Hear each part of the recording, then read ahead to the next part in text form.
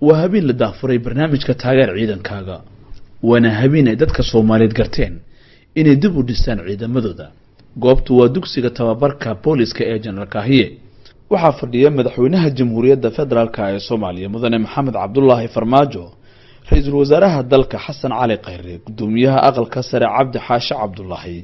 wasiiro xildhibaano saraakiisha kala duwan ee ciidamada qalabka sida علماء ودين يددوينك كلا سعودة دقموين كقبل كبنادر الشيخ نور بارود كرحان وحاو كميدي هاي مشايخ ذا اي صومالي دو سيدا لبتا او جعاشاهي شعب كنا او مركز تأودك نقولي هاي هذا الكيسا وحاو اساقو إلمانا يوكاهلي أهمية عيدا كأولي هاي اساقو دينا عكلانا كبيه ديدي دقاق السياسي اي حد يقور لغو عرياميو هاي اذاها فلنتي الدولة دا تاريخ الان صومر ريوادوكتين إن لغوها الله يستقصده موشن جندي لالوش سونولش حكومة إننا نولد واحد بدنا وقبضنا هنسوي نجمع خسارين ديار ومنهم موشن دبل إلهي المجلس عن كل دارتي أنا الشعب كالصوماليين أنا يا أنت إلى مدة فكر كعلاقة بتكاشنين عدي دبل أو قرن كلوك تقبضه إن أن أوجو قليل لميلها الجوجان أو جراعين gudoomiyaha gobolka Banaadir ahna duqa magaalada Muqdisho Taabid Cabdi Maxamed ayaa ballan qaaday in maamulkiisu uu garab istaagayo taageerada ciidanka qalabka sida iyadoo gudoomiyaasha degmooyinka gobolkuna ay isla goobta kaga dhawaaqeen taageero dhaqaale maadaama caawa ay tahay taageerada ciidanka qaranka Soomaaliyeed 17 gudoomiye 17 degmo waxay hadda isoo gaarsiiyeen in ay ku deeqeen lacag gaarayso $8,500 annaga ka gobolka Banaadir ahaan waxa aan ballan qaadaynaa aniga oo ku hadlaya magacooda in aan garab istaagi doono taageerada ciidanka qalabka sida ee Soomaaliyeed sida lagu yaqaan caadada u ah dadka muqdishaawiyiinta ah waa dad deeqsiyaal ah gacantoodana gaarto waxaana tusaale u ah yabaha caawa la sameeyay ra'iisul wasaaraha xukuumadda federaalka ee Soomaaliya Xasan Cali Khayre oo laftirkiisu ka muuqatay sida uu uga xanuunsanayo raadka aan wanaagsaneyn ee burburkii ciidamada dalka uu ku reebay ayaa ka codsaday shacabku in ciidanka ay garab istaagaan waxa ugu horeeya oo aan ugu baahanahay ciidan waxa ay tahay inuu ciidan ku difaaco calankeena si haddaba calankeena u difaaco calanku ma taagnaan karo oo cirka kama baban karo haddaanu ciidan ku tiirsanayn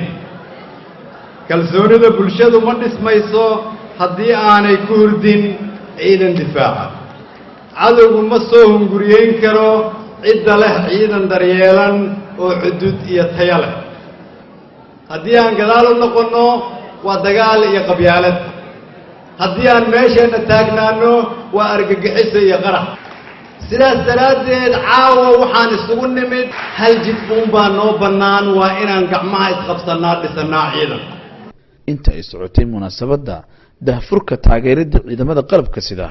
laba muwaadin oo mid kamid ah sargaal hore uga tirsanaa ciidanka qurbaha jiray iyo haweeney xildhibaanad ka ah dowlad goboleedka Galmudug ayaa labaduba waxay ciidanka ugu deeqeen qalab iyo lacag madaxweynaha Jamhuuriyadda Federaalka ee Soomaaliya mudane Maxamed Cabdullaahi Farmaajo oo ay garab taagan yihiin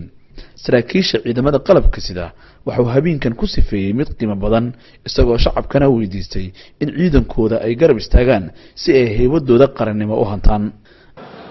ciidamada halkan aad ka arkaysaan waxa weeye ciidan ku soo dagaalamay iyagoona haysan mushahar iyagoona raashin haysan iyagoo markay dhaawacmaan aan la daaweynaynin iyagoo kii dhinta carruurtooda aan la daryeelin xaggee ka helaysaa ciidan noocaas oo kale ah adduunka xaggee ka helaysaa annagu haddaan nahay bini aadam khaasatan haddaan Soomaali nahay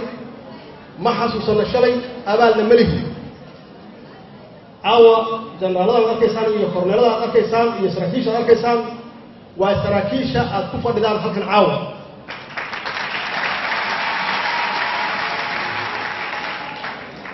maxaa yeelay xaaladda hadda aad arkaysaan xaalada adaga ka soo horreeyey oo aad iyo aad u dhib badan sidaas darteed waxaan leeyahay maanta oo ay bishu tahay 8 Julaayo 2017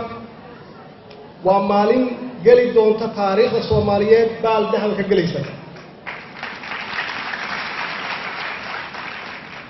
maxaa yeelay waxay tilmaamaysaa wadajirka shacabka Soomaaliyeed iyo ciidanka Soomaaliyeed wadajirka dawladda iyo shacabka Soomaaliyeed mas'uuliyaddan ma laha dawladda kaligeed ma laha difaaca dalka ma laha ciidamada kaligood ma laha qof walba muwaadin ah yaa iska leh difaaca qaranka qof walba Soomaaliyeed yaa laga rabaa in u dhinto oo dhiiggiisu daadiyo haddaad doonaysaan inaad ku noolaataan dal sharaf leh waxaan hubaa qof walba halkan fadhiya inuu doonayo inuu ku noolaado dal magac leh oo markuu uu safraayo baasaboorkiisa iyo isaga aan la dhibayn oo la xurmeenayo laguma gaari karo intaasoo sharaf ah aad arkaysaan laguma gaari karo ciidan la'aan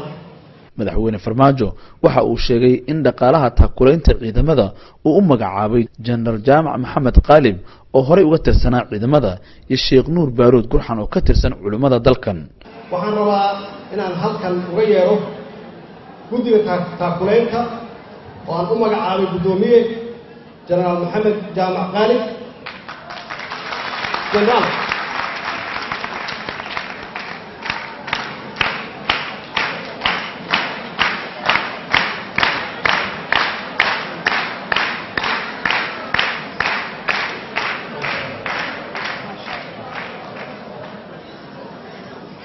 iyo ku-xigeenkiisa Sheekh Nuur Baaruud dhaqaalahaas la aruuriyay gacantayda ku soo dhacaysa bacdama aan ahay taliyihii guud ee ciidanka qalabka sida ee Soomaaliyeed